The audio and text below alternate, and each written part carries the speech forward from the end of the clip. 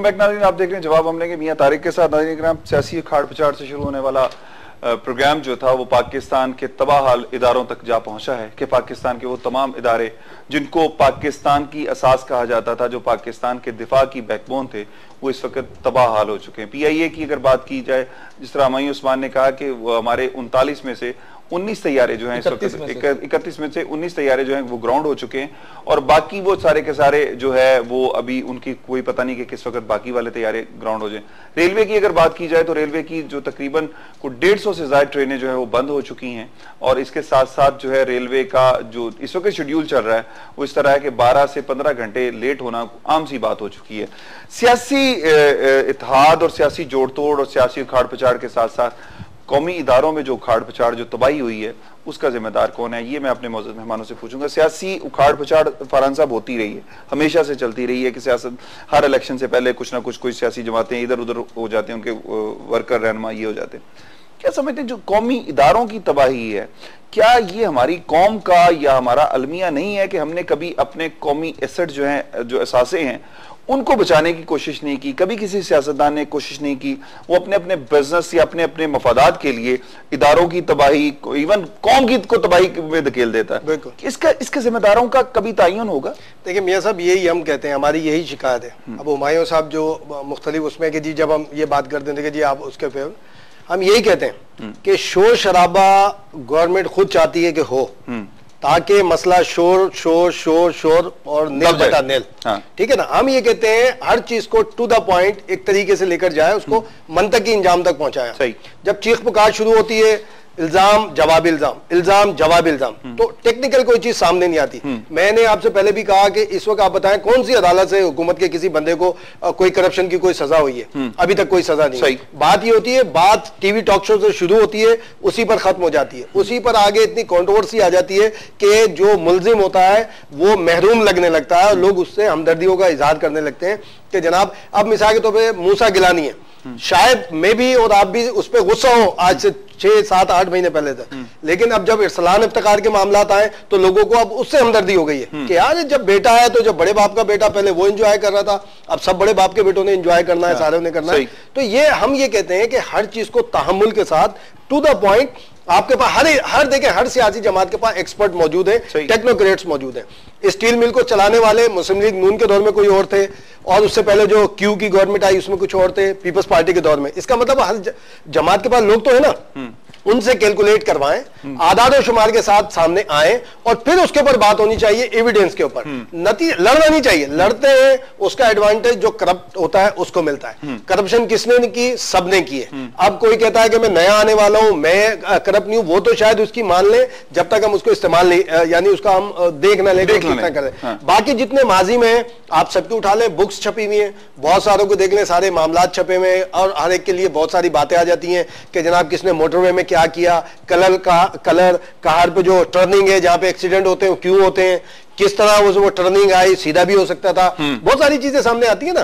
तो हम ये कहते हैं कि टेक्निकल तरीके से अपने अपने टेक्नोक्रेट्स को लेकर आए। अब जैसे हुमायूं ने एक बात की शौकत खानम वाली, देखिए शौकत खानम के हवाले से ऑडिट, ये जिसने बात की उसकी टेक्निकल तरीके से जब जवाब दे दिया गया शौकत खानम ट्रस्ट की जानिब से, तो आप देखें उसका फिर लोगों ने खुद अपने तौर पे फैसला किया कि आया वो सही है या वो सही है। अगर शोर शराबे में होता मामला दब जाता। स्टील मिल का आपको पता है कि जब एक कंक्रीट बुनियादों पे परवेज मुशर्रफ के दौर में जो उसका प्राइवेटाइजेशन वाला मामला हुआ, जब वो सामने तरीके से आई, पिटीशन फाइल हुई, उस पर सुप्रीम कोर्ट ने एक्शन लिया, मामला रुक गया वो सारे के सारे। तो इसी तरह चाहे रेलवे हो, पीआईओ, कुछ जगह पे बड़ी महारत के साथ बड़ी टेक्निकल किस्म की करप्शन की जाती है, उन टेक्निकल करप्शन को कैसे पकड़ा जाए? कंप्यूटर चोरी, देखिए टेक्निकल करप्शन बहुत सारी है, ठीक है ना। जैसे माजी में हुई, अभी भी हो रही है कि जी सीबीआर भी बहुत सारे एक लेटर विड्रा करते हैं, 2-2 घंटे के लिए आता है, हजारों व्हीकल्स पोर्ट से बाहर लाई गई, बहुत सारी चीजें। अब जैसे ये पेट्रोलियम के मामले में आपने कहा है, अब अगर ये वापस भी हो, जिस तरह से हो सकता है वापस हो जाए, जिस तरह से प्रेशर आ रहा है, सारी चीजें हम ये कहते हैं कि अगर आलमी मंडी में हुकूमत के पास एक कॉम्पेटिशन है कि जनाब इंडिया में इतने रुपए पर लीटर है डीजल और पेट्रोल, अफगानिस्तान में इतना है, ईरान में इतना है, इसमें इतना जितना है उसमें हम बिल्कुल सही है, एक है बिल्कुल ठीक है। लेकिन अगर ये कैलकुलेशन मान भी ली जाए तो एक गरीब आदमी जो है आप उसको रिलीफ क्यों नहीं देते? यहाँ पर गवर्नमेंट अपने टैक्सेस नहीं कम कर सकती? टैक्सेस नहीं करे, मिसाल के तौर पर टैक्सेस कम करे, एक लिमिट रख देना आप। मिसाल के तौर पर मैं मोटर बाइक है, आपके पास मोटर बाइक है, मिडिल क्लास के हम लोग हैं, हमें रिलीफ मिलना चाहिए ना। अगर जिसने 10 लाख की या 50 लाख की या 1 करोड़ रुपए की गाड़ी खरीदी भी है, वो भी सीएनजी यूज कर रहा है, जिसका मुझे फायदा होना चाहिए वही सरमायादार ले रहा है। आप उसके लिए एक कार्ड या कोई एक तरीके का ऐसा वजह करें कि जो एक मिडिल क्लास का बंदा है जिसने 2 लीटर या 3 लीटर रोज यूज करना है, आप उसको सब्सिडाइज करके दें। जिसने ज्यादा इस्तेमाल करना है, जैसे माजी में राशन कार्ड वगैरह होता था, अगर आप ये कहते हैं, अगर असल में गवर्नमेंट की ये इसमें भी जब हमने 2-3 मरतबा प्रोग्राम किया आपने भी, तो उनका ये कहना है कि अफगानिस्तान के अंदर डीजल बहुत इस्तेमाल हो रहा है, ये नीटो के अंदर, तो यहां से जब कम कीमत थी तो वो स्मगल बहुत होने लगा था। पेट्रोल का भी यही है, कीमत कम होती है, पड़ोस में वो स्मगल होने लगता है। तो इसका मतलब है हुकूमत इसमें ज्यादा आमदनी कमा रही है। आमदनी जब ज्यादा कमा रही है तो आपको लिमिट से ज्यादा पैसे मिल रहे हैं ना, उसका फायदा किसको मिलना चाहिए? मुझे और आपको, जो मिडिल क्लास के लोग हैं। उसका आप तरीकेकार वजह करें, उसके लिए बात करें। अगर कोई 50 लाख की गाड़ी में वो 5,000 रुपए रोज का भी पेट्रोल यूज कर सकता है, उसका तरीकेकार ना तो गवर्नमेंट ढूंढ रही है, ना ही अपोजिशन की जमातें, सिर्फ ये जरूर है कि करप्ट ही है। और हमायूं क्या है, हम कभी मसले का हल नहीं ढूंढते, हम मसले ज्यादा से ज्यादा क्रिएट करते हैं, मसले बढ़ाते जाते हैं और वो फिर नतीजा ये निकलता है कि अनार्की की तरफ हम जा रहे हैं, हम वर्स्ट होते जा रहे हैं, बुरे से बुरे तर हालात होते जा रहे हैं। क्या वजह, हम मसाइल के हल की तरफ क्यों नहीं जाते? मियां साहब, आपको मैं इसमें क्लियर कट एक बात बता दूं कि जमहूरियत, मैंने जिस तरह आपके प्रोग्राम में स्टार्ट में कहा था कि 65 साल में सही मायनों में पाकिस्तान में आज तक नहीं आ सकती, और जमहूरियत की जो बुनियाद है वो बिल्कुल ही बोसीदा। जिस तरह कोई दरख्त अगर खुशादा होता है तो उसकी रूट्स अच्छी होती हैं। हमारे यहाँ टेक्सटाइल सेक्टर बैठ चुका है, तमाम बिजनेस बैठ चुका है, सिर्फ सियासत सबसे कामयाब बिजनेस है। इसमें इस वक्त कोई एक बंदा अगर एमएनए का इलेक्शन लड़ने जाता है तो 4 से 5 करोड़ रुपए खर्च करता है। ज्यादा है। एमपीए का लड़ने जाता है तो 1.5-2 करोड़ 2.5 करोड़ रुपए खर्च हो जाते हैं। अब सियासत बड़ा महंगा खेल हो गया। सियासतदानों के पास इस वक्त जितनी ज्यादातर पार्टियां हैं, वो कोई लैंड माफिया वाला चला रहा है, कोई भत्ता माफिया वाला चला रहा है, कोई मंशियात माफिया वाला चला रहा है, और फंडिंग आ रही है, उस पर पार्टियां चल रही हैं। मैंने जिस तरह आपके प्रोग्राम में स्टार्ट में कहा था कि अब उन लोगों को जो ड्राइंग रूम में बैठकर, एयर कंडीशन में बैठकर टीवी प्रोग्राम देखते हैं और तजिया करते हैं और उसको गाली देते हैं, उसको गाली देते हैं, अगर वो अपनी नस्ल का मुस्तकबिल अच्छा देखना चाहते हैं पाकिस्तान के अंदर, अब जब भी इलेक्शन अगर होते हैं, ठीक है, तो उनको बाहर निकलना है। चाहे वो ये देखें कि 15 लोग अगर खड़े हैं या 5 लोग खड़े हैं, 5 में से वो जिसको बेहतर समझते हैं, मैं ये नहीं कहता कि मुझको बेहतर समझते हैं, वो जिसको बेहतर समझते हैं उसको वोट दें, अल्लाह। लेकिन बाहर निकले। एक चीज बताइएगा, एक तरफ सियासी उखाड़ पिछाड़ जा रही है, तो दूसरी तरफ हमारे मुल्क में जो कुछ दिनों से बड़ा रुके हुए थे खुदकश धमाके, वो फिर से शुरू हो गए।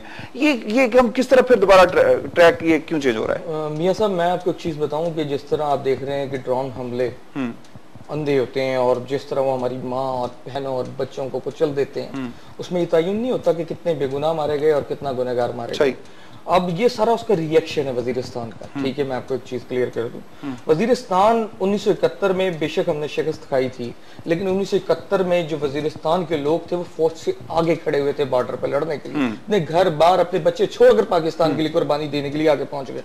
65 साल की आप हिस्ट्री उठा के देखें पाकिस्तान की, वजीरिस्तान के अंदर आपने आज तक एक सड़क नहीं बनाई सही मायने में, आपने एक स्कूल नहीं दिया, ठीक है, आपने एक इंडस्ट्री नहीं लगाई। आपने क्या किया उनके लिए? जब आपने 65 साल में उनको कुछ नहीं दिया, वो मुफलिस हो गए, उनके पास खाने के लाले पड़ गए, तो फिर ये यूदुल इंसार जो मुसलमानों का दुश्मन है, इसने उनको इस्तेमाल किया और वहां गए। और वहां मेरी इल्म में इस वक्त रिपोर्ट है कि चंद लोग हैं जो इसमें गद्दार भी हैं, और गद्दार आप देखें तो महमूद गजनवी से लेकर टीपू सुल्तान तक कौमों में मुसलमान कौमों में चले आ रहे हैं। और पाकिस्तान में मैं समझता हूँ कि वजीरिस्तान के साथ बहुत ज्यादा ज्यादती की है, जिसका ये रिएक्शन हो रहा है। और वो यूदुल इंसार उन लोगों को, जो चंद लोग हैं, उनको इस्तेमाल कर रहे हैं पाकिस्तान के खिलाफ। अगर उनके साथ ज्यादती का अजाला कर दिया जाए, मैं समझता हूं ज्यादती का अजाला कर दिया जाए, तो ये सारी चीज राय रास्त पर आ जाए। फरहान साहब, मैं प्रोग्राम के एंड में सिर्फ ये पूछना चाहता हूं, इत्तेहादी जमातें जो इस वक्त हुकूमत में हैं, इनका मुस्तकबिल क्या देखते हैं? नेक्स्ट इलेक्शन में ये क्या मुस्तकबिल, एक दफा फिर इत्तेहादी जमातें कोलिशन पार्टनर्स बनकर ये फिर दोबारा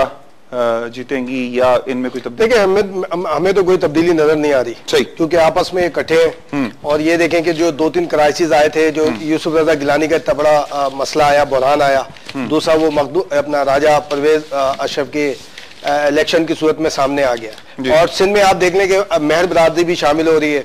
चंद एक मिसाल के तौर पर लियाकत जतोई और सरदार मंजूर पंवर वगैरह कुछ लोग हैं जो इस सब मुस्लिम लीग नून के अंदर आए हुए हैं, तो उनकी अपने एक पॉकेट्स हैं। अपर सिंध हम समझते हैं कि पीपल्स पार्टी सेव करती जा रही है। और दूसरी जगह और उसने आसिफ जरदारी साहब ने अनाउंस कर दिया कि जी हम इत्तेहादियों के साथ ही होंगे, इत्तेहादियों के साथ ही हमने इलेक्शन लड़ना है। इसका मतलब है पॉलिसी जो इत्तेहादी जमातें उनकी बिल्कुल सामने आ गई है और सबके पॉकेट्स आपको पता है कि मजबूत है।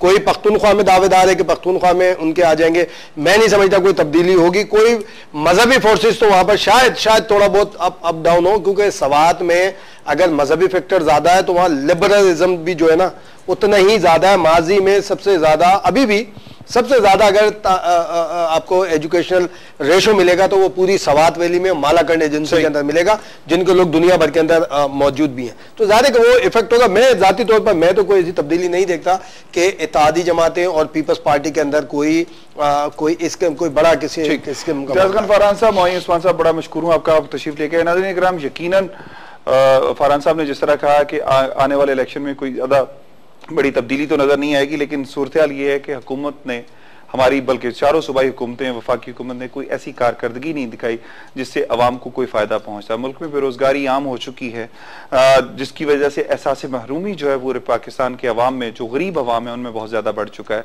बेरोजगारी की और इस तंगदस्ती और महंगाई की वजह से लोग अपने बच्चे बेचना शुरू हो गए, बच्चों को मारना शुरू हो गए, अपनी औलादों का जब कत्लेआम शुरू हो गया तो ऐसी सूरत हाल में हुकूमत जिम्मेदार है इन तमाम मसाइल की। जब करप्शन उरूज पर है और पाकिस्तान में महंगाई और गुर्बत उरूज पर है, और ऐसे में क्या ये सियासी हुकूमतों को हुकूमतें करने का हक हासिल है? क्या ये आने वाले दिनों में फिर दोबारा मुंतखब होकर अवाम पर हुकूमत करेंगे? इसके लिए जो सियासी खाड़ पछाड़ जारी है उसके नताइज क्या निकलेंगे? ये आने वाले इलेक्शन में, जिस तरह मोइन उस्मान ने ये कहा था कि जी आने वाले इलेक्शन में अवाम को बाहर निकलकर, जो हमारी 80% लोग जो वोट कास्ट नहीं करते उनको निकलकर बाहर निकल आना होगा, और वो अगर वोट देंगे, उनका अगर वोट कास्ट हो गया तो उससे यकीनन पाकिस्तान में तब्दीली आ सकती है। पाकिस्तान के वो मुखलिस लोग जो पाकिस्तान को बचाना चाहते हैं, पाकिस्तान को तरक्की की तरफ लेकर जाना चाहते हैं, उनको मुंतखब किया जाना चाहिए ताकि पाकिस्तान का मुस्तकबिल रोशन हो सके।